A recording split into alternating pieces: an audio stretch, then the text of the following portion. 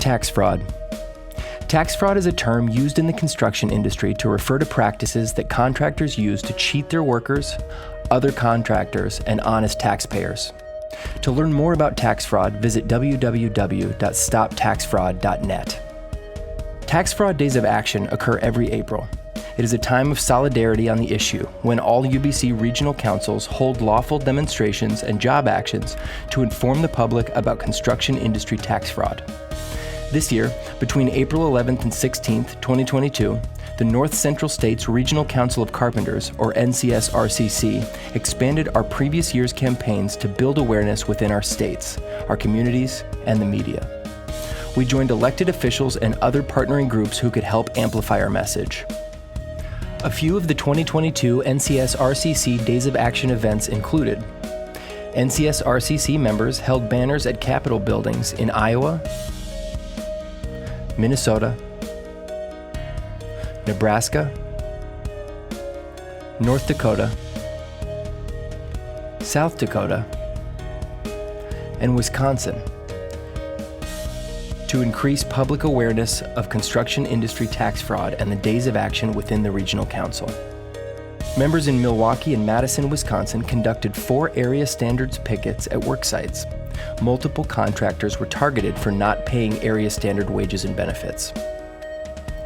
In Lincoln, Nebraska, members attended the University of Nebraska's Board of Regents meeting.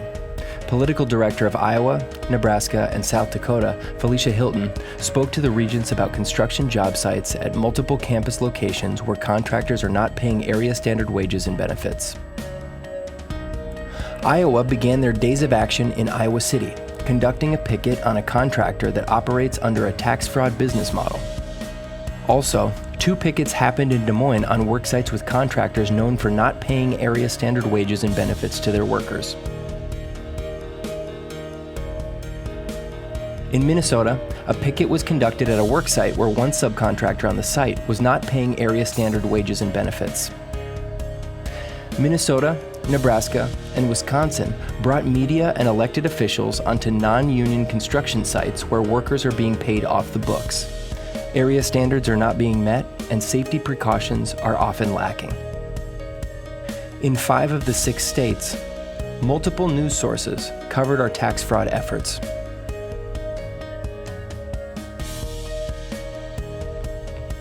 In Minnesota, City Leaders Against Wage Theft and Tax Fraud, a coalition of city council members and mayors, focused on their role in preventing construction industry wage theft and tax fraud by holding an educational forum for their peers.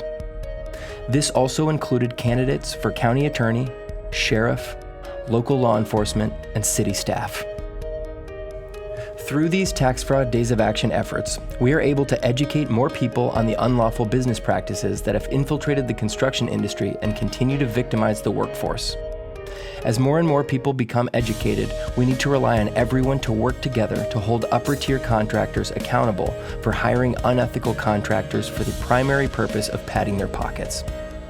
Without this work, we stand to lose billions annually while paying more for the very services we have come to rely upon. For more information about tax fraud and to find out how you can help, please visit northcountrycarpenter.org/stoptaxfraud. Just went on a ride along with the Carpenters Union to look at a couple of sites, and the non-union site was really disgusting. There were nails everywhere, really poor construction condition. It was just the floors were uneven. It was messy. We had a great opportunity to visit a number of construction sites today, and it's just such a sharp contrast between organized labor sites and sites that just seem to be full of bad faith actors. The difference was heat and no heat. The difference was safety, not safety. And I think something that also is just immediately apparent is pride and quality workmanship. Worker dignity exists.